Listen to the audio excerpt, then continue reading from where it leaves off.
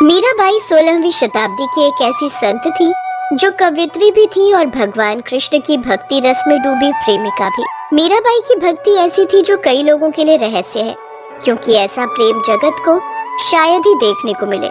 मीराबाई का प्रेम जितना रहस्यमय था, उनकी मृत्यु भी कुछ ऐसी ही थी। युगों युगांतर से लेकर आज भी लोग मीराबाई के कृष्ण प्रेम का बखान करते हैं। मीराबाई का कृष्ण प्रेम ऐसा था कि वो उन्हें अपना पति मान बैठी थी। मीराबाई के बालमन में कृष्ण की ऐसी छवि बसी थी कि किशोरावस्था से लेकर मृत्यु तक उन्होंने कृष्ण को ही अपना सब कुछ माना। जोधपुर के राठौर रतन सिंह जी की इकलौती पुत्री मीराबाई का जन्म 16वीं शताब्दी में हुआ था। भगवान कृष्ण के प्रति भक्ति और अटूट प्रेम मीरा के मन में बाल्यकाल में ही उत्पन्न हो गया। जब एक बार उन्होंने पड़ोस में जा रही बारात को देखा तो उनकी नजर दूल्हे पर गई और उन्होंने अपनी माँ से पूछा, माँ देखो बारात और दूल्हा भी कितना ठाट से सज धज कर आ रहा है। माँ मेरा दूल्हा कौन है? क्यों परेशान करती है मीरा, काम करने दे। बताओ ना माँ मेरा दूल्हा कौन है? मीरा वो सामने कृष्ण जी की मूर्ति देख रही हो, वही तुम्हारे दूल्हा है। क्या कृष्ण जी मेरे दूल्हा है? फिर तो यही मेरे पति हुए। हाँ अब से मैं कृष्ण जी को ही अपना दूल्हा मानूंगी। माँ की बातों का मीराबाई पर इतना गहरा असर हुआ कि वो कृष्ण प्रेम में मगन रहने लगी। फिर अचानक माँ के देहांत के बाद मीराबाई उदास हो गई। उनके कोई भाई बहन भी नहीं थे जो कि उनके साथ कोई खेलने वाला होता। मीराबाई जब बड़ी हुई, उनके पिता रतन सिंह और दादा ने मिलकर मीराबाई का विवाह उदयपुर के महाराजा भोजराज, जो मेवाड़ के महाराणा सांगा के पुत्र थे, उनके साथ तय कर दिया। दोनों परिवार संबंध सूत्र में बंध गए। मीराबाई इस विवाह से खुश नहीं थी। वो अपने साथ कृष्ण जी की मूर्ति ले आती हैं। क्या बात है मीरा, तुम्हारी आंखों में आंसू? क्या तुम इस विवाह से खुश नहीं हो? मेरा विवाह तो बचपन में ही मेरे कृष्ण से हो गया था, वही मेरे पति हैं। ये क्या पागलपन है मीरा? क्या ये इस तरह के मजाक का सही समय है? नहीं, मैं सत्य कह रही हूँ। मेरे पति कृष्ण ही है और मैं उनकी प्रेमिका। राजा भोज गुस्से में बाहर जाकर अपनी माँ और बहन से कहते हैं, मीरा ये क्या पागलपन है जो तुम हमारे भाई से इस तरह का व्यवहार कर रही हो? तुम्हें क्या लगता है मेरा पुत्र शांत स्वभाव का है तो तुम उसे अपनी बातों से घुमाओगी और वह घूम जाएगा? ये तुम्हारी भूल है मीरा। मैंने सत्य ही बोला है माता जी। मैंने हमेशा ही अपने गिरधर गोपाल को अपना पति माना है, उनके समान मेरा कोई नहीं। मीराबाई जानती थी कि विवाह केवल उनके शरीर का हुआ है, लेकिन उनकी आत्मा कृष्ण के नाम के ही प्रेम गीत गाती है। मीरा सदैव कृष्ण नाम के ही भजन कीर्तन करती रहती थी। उनकी भक्ति के रस में सभी भक्त भी मगन रहते थे। समय बीता और विवाह के कुछ सालों बाद ही एक युद्ध के दौरान कुंवर भोजराज का देहांत हो गया और मीरा को पति के साथ सती होने के लिए जबरदस्ती राजमहल में लाया गया। मीरा तुम्हें अंदाजा भी है यहाँ तुम्हारे पति का देहांत हुआ है और तुम मंदिरों में रासलीला करती फिर रही हो? तुम्हें भी तुम्हारे पति के साथ सती होना होगा, यही सती धर्म है। तुम्हें अपना हार श्रृंगार त्यागना होगा। मेरे तो गिरधर गोपाल दूसरो न कोई, मेरे तो गिरधर गोपाल दूसरो न कोई। मीराबाई के देवर ने उन्हें पति के साथ सती होने का आदेश दिया, पर वो नहीं मानी। उन्होंने अपना हार श्रृंगार नहीं त्यागा और सभा के बीच में से कृष्ण भजन गाती हुई कृष्ण मंदिर में चली गई। इसके पश्चात मीराबाई अब मंदिर में ही रहने लगी और संतों के बीच भगवान कृष्ण के पद और भजन गाने लगी। ये सुनकर मीराबाई के परिवार वाले क्रोधित हो गए। उन्हें लगता था कि इससे उनकी समाज में बदनामी हो रही है। कृष्ण भक्ति ने मीरा को ससुराल से अनेक यातनाएं दी जाने लगी, पर जिसकी रक्षा स्वयं वासुदेव कृष्ण के हाथों में हो, भला उसका कोई बाल भी बांका कैसे कर सकता है? इस तरह से वो मीरा साधु संगत की भीड़ के बीच नाचती रहती है। हमारे राजमहल में भी अब लोग बातें बनाने लगे हैं। अब इसका एक ही रास्ता है, मीरा की मृत्यु। सैनिकों वो पिटारी लेकर आओ। उदाबाई तुम इस नाग को पिटारी में बंद कर मीराबाई के पास ले जाओ और उसे अपनी ओर से भेंट स्वरूप ये हीरो जड़ित हार कहकर पिटारी उसके हाथ में दे देना। चिंता मत करो भैया, मैं मीरा की मृत्यु का समाचार लेकर ही लौटूंगी। उदाबाई मीराबाई के पास जाती है और पहले उसे समझाने की कोशिश करती है। मीरा, तुम्हारा यूं कृष्ण भक्ति में नाचना और गाना राज परिवार को अच्छा नहीं लगता। तुम हमारे राज परिवार की बहू हो और लोक लाज की कुछ तो चिंता करो। मेरे पति भगवान कृष्ण तो अमर है, मेरा तो संपूर्ण जीवन ही उनके लिए समर्पित है। भला मुझे फिर लोक लाज से क्या भय? जो मन प्रभु श्री कृष्ण की भक्ति में लीन रहता है उसके लिए संसार की कोई वस्तु श्रेष्ठ नहीं। ठीक है मीरा, ये तुम्हारे लिए हीरो का हार लाई थी, इसे अपनी ननद की ओर से स्वीकार करो।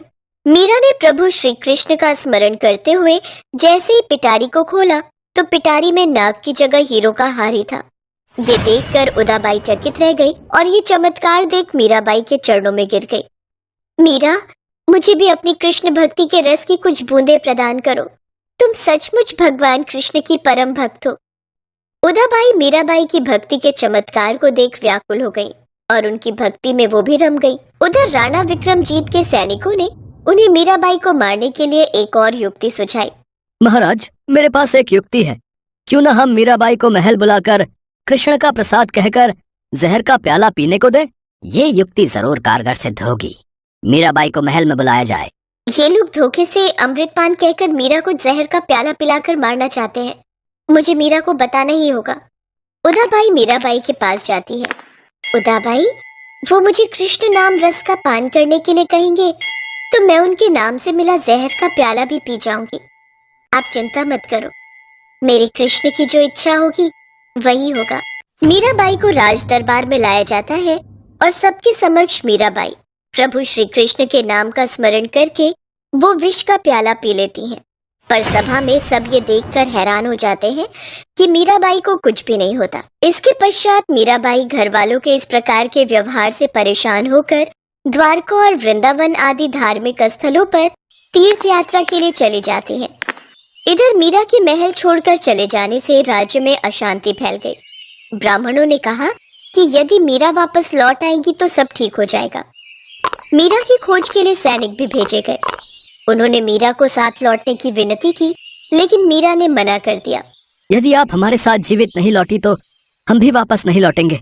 हमारे परिवार के बारे में सोचिए। हमें आपको जीवित यहाँ से लेकर राजमहल जाना है। मैं आप लोगों की विवशता समझ सकती हूँ। यदि मैं वापस गई तो मैं कृष्ण भक्ति से विमुख हो जाऊंगी और वो मैं कभी नहीं कर सकती। मुझे आप लोगों के बारे में भी सोचना है। अच्छा, यदि मैं आप सबके आने से पहले ही संसार छोड़ गई होती तो क्या आप सब खाली हाथ वापस लौट जाते? तब तो लौटना ही था। मीरा को हल मिल गया था। सिपाहियों की बात सुनते ही मीरा श्री कृष्ण की स्तुति करने लगी। मीरा की आंखों से प्रेम के आंसू बहने लगे। वो भगवान श्री कृष्ण के मंदिर के भीतर गई और उनसे बोली, हे कृष्ण, आप तो जानते ही हैं मैंने सदैव से केवल आपको ही पूजा है, आपको ही अपना सर्वस्व समर्पित किया है। मेरे जीवन का आधार तो आप ही हो। पिछले जन्म में जब मैं गोपी थी तब मेरा आपसे मिलन नहीं हो पाया था, इसीलिए इस जन्म में मैं मीरा बनी हूँ।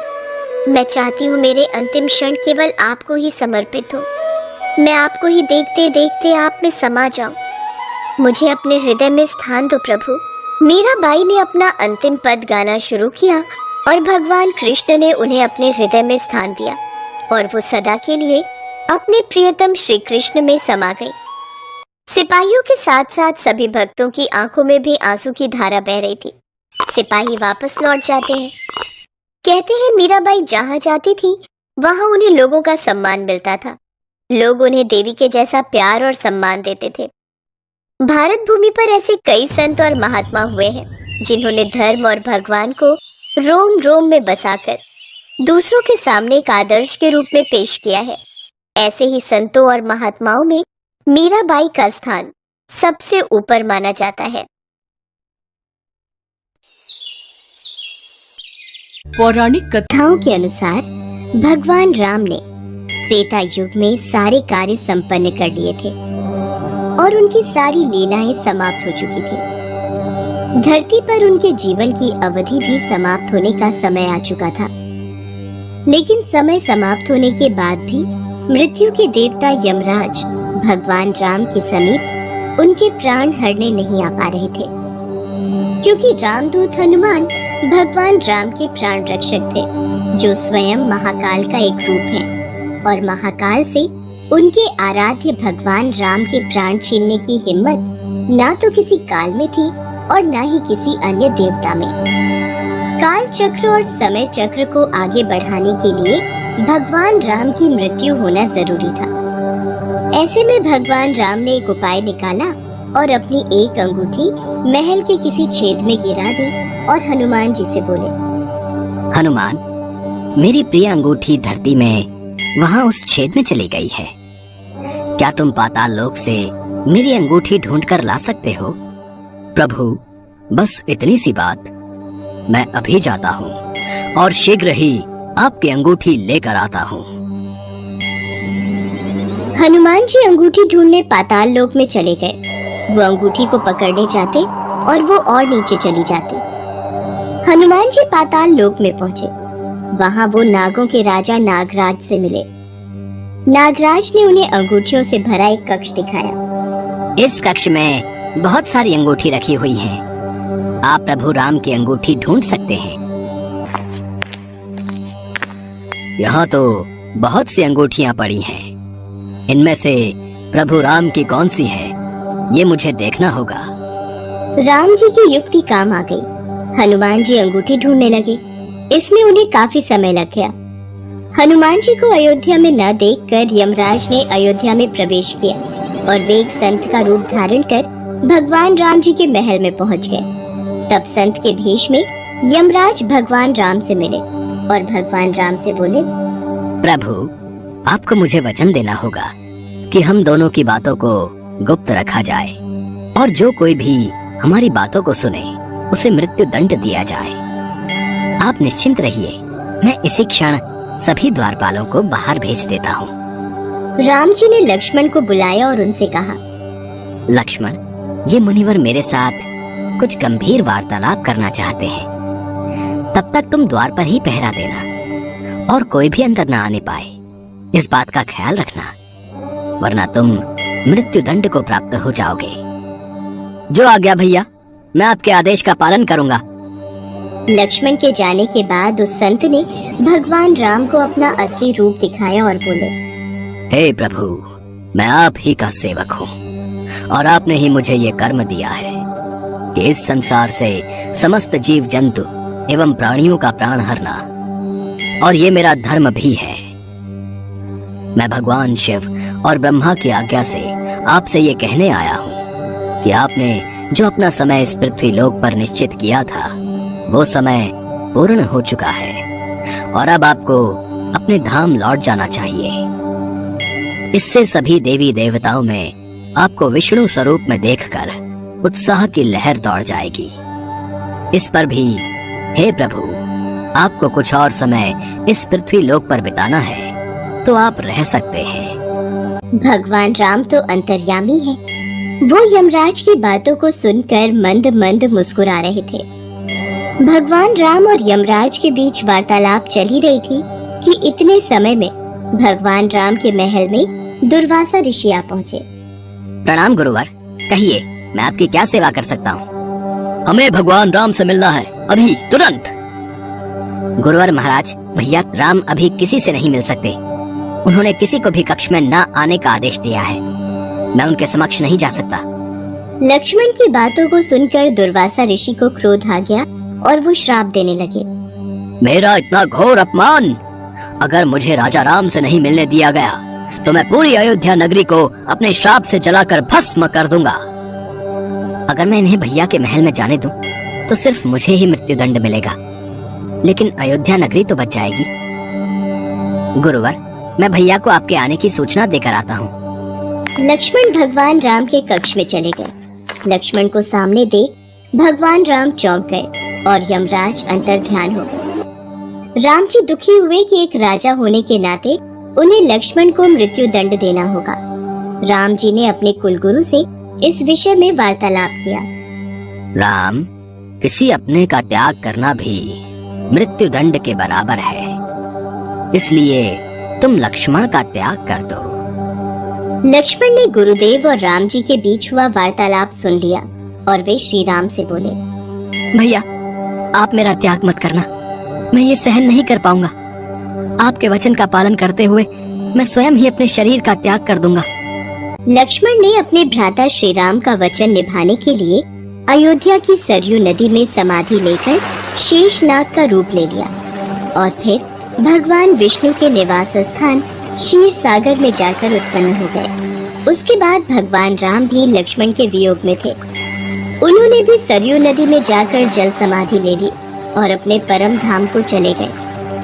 उसके पश्चात हनुमान जी जब अंगूठी लेकर वापस लौटे तो प्रभु राम को महल में न पाकर हनुमान जी बहुत दुखी हुए।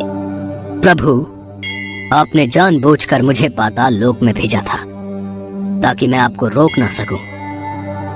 प्रभु, आपकी आज्ञा पाकर मैं धरती पर ही रहूंगा और जहां कहीं भी आपके नाम का भजन और कीर्तन होगा वहां मेरी कृपा हमेशा बनी रहेगी। हनुमान जी को भगवान राम जी से अमरता का वरदान प्राप्त है।